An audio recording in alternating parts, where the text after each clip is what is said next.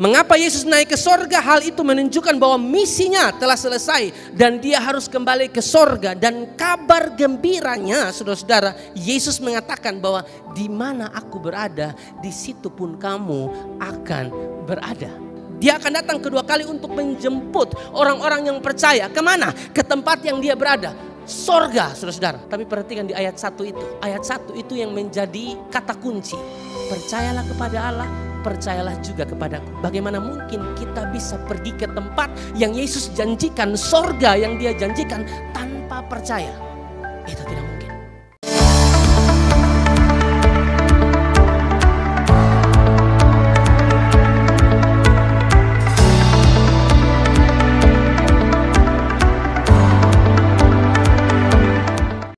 Yesus harus naik ke sorga karena pekerjaannya atau misi yang diberikan Bapa kepada dia untuk melakukannya, dalam hal ini penebusan dosa, sudah selesai sehingga dia harus kembali pulang, saudara-saudara. Memang Yesus datang ke dalam dunia untuk tujuan itu, Bapak Ibu saudara-saudara. Dan setelah semuanya selesai, ia harus kembali pada tempatnya yang sesungguhnya, yakni sorga. Dan Kristus yang kembali ke sorga harus tetap ada di sorga sampai pemulihan segala sesuatu. Perhatikan Kisah Para Rasul pasal yang ketiga ayat 21.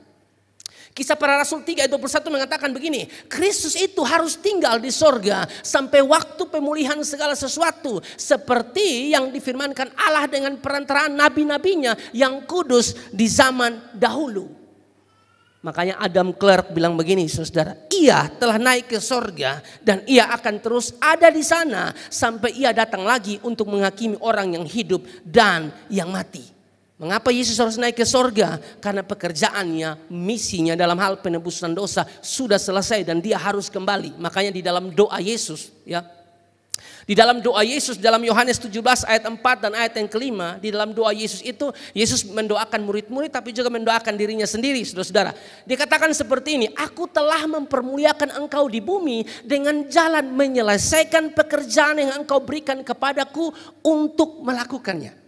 Amin. Bapak Ibu, di dalam doanya Yesus mengatakan, aku telah mempermuliakan engkau di bumi dengan jalan sudah menyelesaikan pekerjaan yang engkau berikan kepadaku untuk melakukannya. Sehingga di ayat yang kelima, saudara-saudara, dia katakan begini, oleh sebab itu ya Bapa, permuliakanlah aku padamu sendiri dengan kemuliaan yang kumiliki di hadiratmu sebelum dunia ada.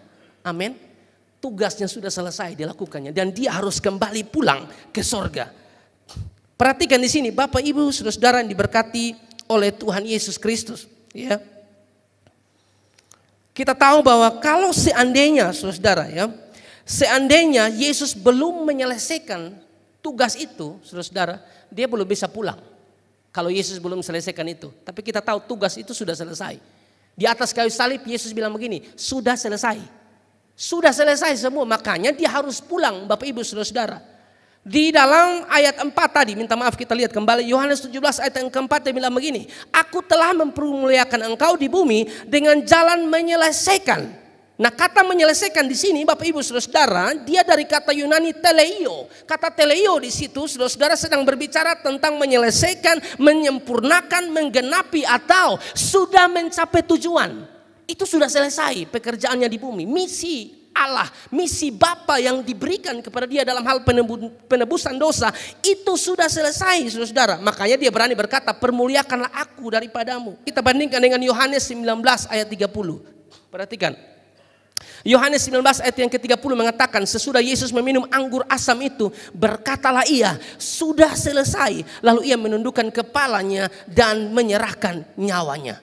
Seandainya Bapak Ibu, seandainya Yesus belum menyelesaikan misi Bapa, ya, masih ada dosa yang belum terselesaikan, kira-kira begitu bahasanya saudara-saudara, maka tentu Allah Bapa tidak akan menerima dia kembali ke sorga karena misi itu belum selesai. Tapi dari bacaan yang kita baca Yohanes 19 ayat 30 yang mengatakan kalimat ini sudah selesai, itu menyatakan bahwa tugas pekerjaannya sudah selesai di bumi, yang artinya bahwa misi penebusan itu sudah selesai dan Allah Bapa akan menerima dia kembali, saudara. Dia harus pulang kembali ke sorga. Karena seandainya Yesus belum menyelesaikan misi Bapa, sekali lagi dalam hal ini misi penebusan dosa, maka tentu Allah Bapa tidak akan menerima Yesus ke sorga. Amin Bapak Ibu saudara.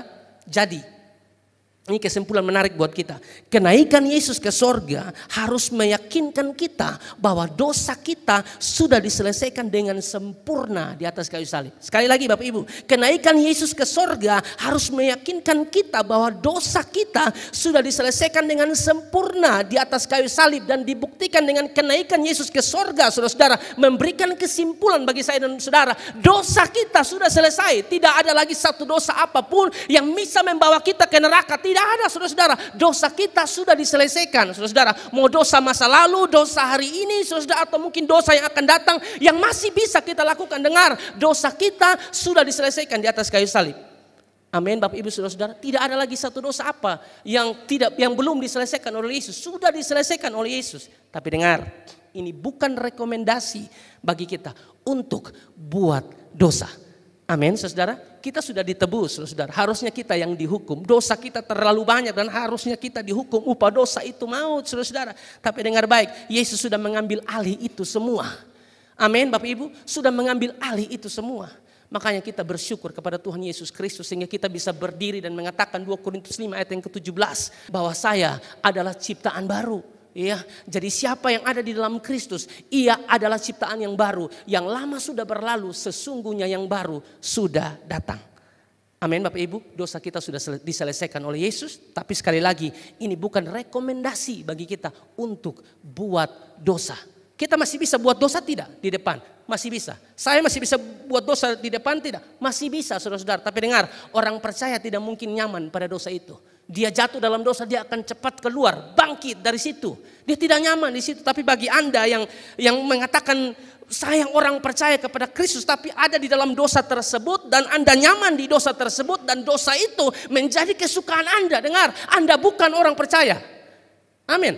Karena orang percaya pasti keluar. Saudara-saudara, Roh Kudus akan bantu dia untuk keluar. Itu bukan rekomendasi bagi Anda untuk bikin dosa. Karena kita harus tahu, Bapak Gembala sering ngomong dan saya setuju itu. Bahwa mengenal Allah itu harus komplit. Dia Allah yang penuh kasih. Tapi juga dia Allah yang adil. Amin Bapak Ibu Saudara. Dia Allah yang adil. Nahum pasal 1 ayat yang ketiga. Nahum pasal 1 ayat yang ketiga. Tuhan itu panjang sabar dan besar kuasa. Itu bicara tentang kasihnya. Tapi keadilannya mulai dari kalimat ini. Tetapi ia tidak sekali-kali membebaskan dari hukuman orang yang bersalah. Ia berjalan dalam puting beliung dan badai dan awan adalah debu kakinya. Dengar, Allah kita penuh kasih. Tapi dia Allah yang adil. Amin. Kalau sudah tahu yang Anda buat itu salah. Keputusan yang Anda buat itu tidak menyenangkan hati Tuhan, itu tuh dosa.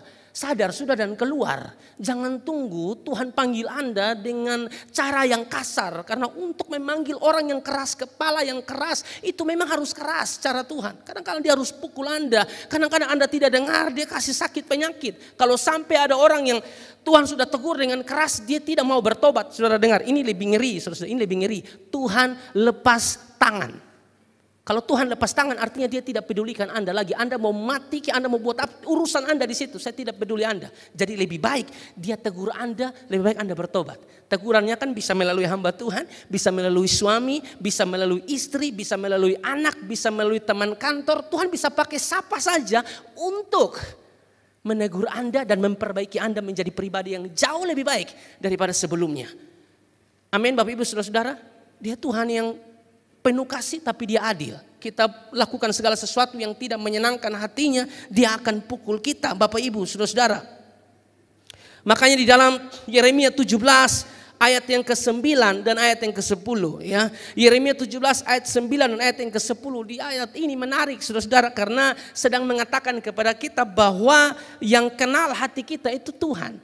Suami atau istri ya dia mengenal tapi tidak sempurna, dia mengenal masing-masing pribadi. Dia tidak bisa lihat sampai kedalaman hati. Nah, yang bisa lihat sampai kedalaman hati itu cuma Tuhan. Perhatikan ayat ini.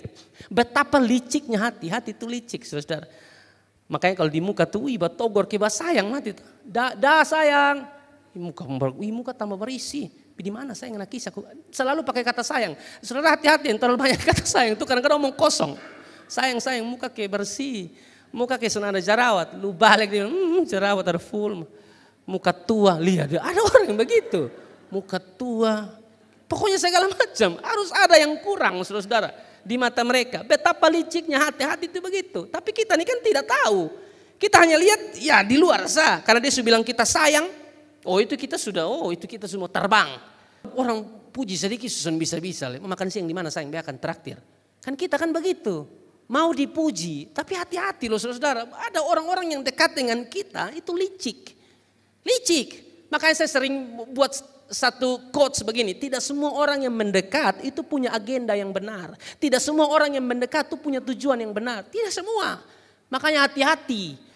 Dia bilang Anda, tambah muda. Bayangkan seumur 50 nih. Beda. Kuat. Saudara jangan terpancing. Ujung-ujung dia bilang kalau ada uang sedikit. Ini ya. Makanya tidak semua orang yang mendekat itu punya agenda yang benar. Hati-hati.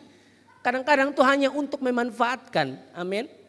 Makanya saudara kita ini mesti seperti ini. Seperti flash disk tuh.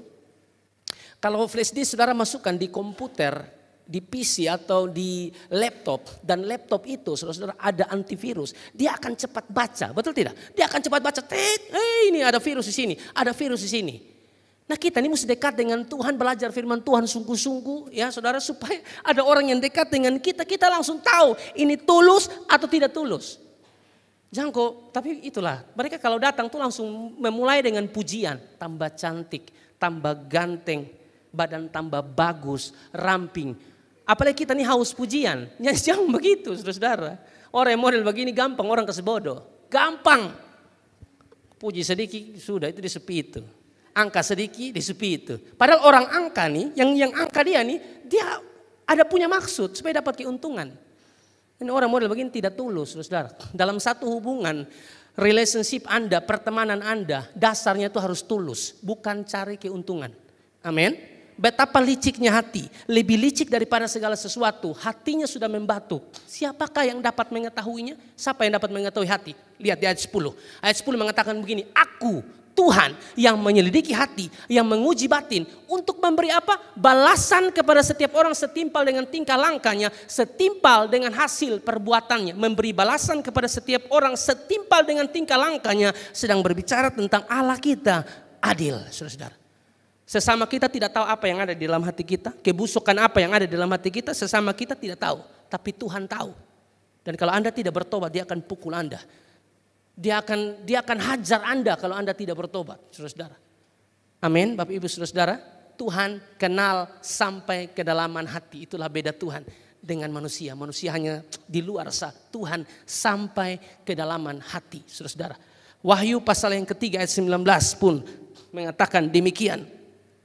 Ya, barang siapa kukasihi, ia kutegur dan kuhajar. Sebab itu relakanlah hatimu dan bertobatlah. Amin Bapak Ibu, dosa kita sudah diselesaikan. Mau dosa hari ini, dosa masa lalu, dosa hari ini atau dosa yang akan datang yang masih bisa kita lakukan, Tuhan sudah selesaikan. Tapi ingat, ini bukan rekomendasi untuk kita buat dosa. Karena kalau kita buat dosa, Tuhan pasti hajar kita, Bapak Ibu saudara. Mazmur 62 ayat yang ke-12. Mazmur 62 ayat 13 ya.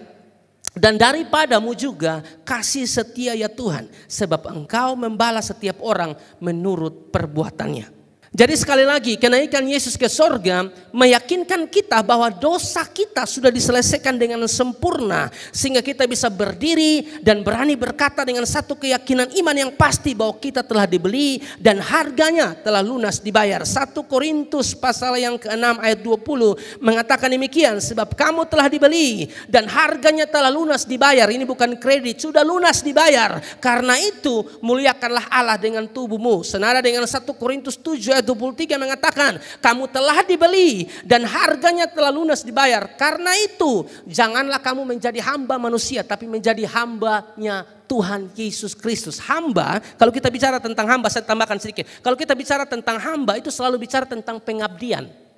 Amin Bapak Ibu. Saudara omong hamba tapi tidak ada pengabdianmu kepada Tuhanmu, Anda tidak bisa atau tidak layak menyebutkan diri Anda hamba. Hamba itu harus menunjukkan pengabdian Anda. Pada zaman itu, hamba kalau sudah dibeli oleh Tuhan, maka hamba itu tidak punya hak lagi atas dirinya sendiri. Yang punya hak atas dirinya sendiri adalah si Tuhan yang telah membeli dia. Itu hamba pada waktu itu, atau doulos, budak. Nah kita ini kan budaknya Kristus. Kita nih hambanya Kristus karena dia sudah tebus kita di atas kayu salib. Artinya saudara-saudara bahwa kita harus mengabdi kepada Tuhan kita. Amin saudara, apapun yang ada di dalam kehidupan kita, kita pakai semaksimal mungkin saudara-saudara. Ya, mulut kita, kaki kita, kendaraan kita, kekayaan kita pakai saudara-saudara untuk hormat dan kemuliaan nama Tuhan. Jadi sekali lagi Bapak Ibu saudara-saudara, mengapa Yesus naik ke sorga? Hal itu menunjukkan bahwa misinya telah selesai dan dia harus kembali ke sorga. Dan kabar gembiranya saudara-saudara, Yesus mengatakan bahwa di mana aku berada, di situ pun kamu akan berada.